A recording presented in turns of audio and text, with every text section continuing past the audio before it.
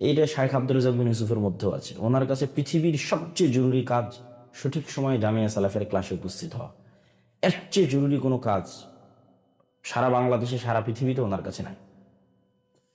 Programme যদি কুমিল্লাও থাকে, programme যদি চিটাগাংও থাকে, তবুও সকাল 8টার মধ্যে ক্লাসে উপস্থিত হতে হবে, দার্সে উপস্থিত হতে হবে। দার্স শাইখ আব্দুর রাজ্জাক বিন ইউসুফের জীবনের সবচেয়ে জরুরি কাজ।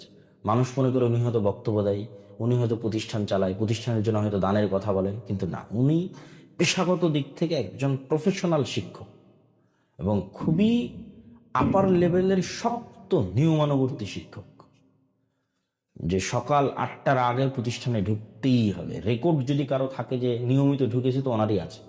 সে জীবনে যে প্রতিষ্ঠানেই কাজ করো, যে একদিনের জন্য সকাল 8টার পরে ঢুকেনি, এরকম রেকর্ড থাকলে ওনার আছে।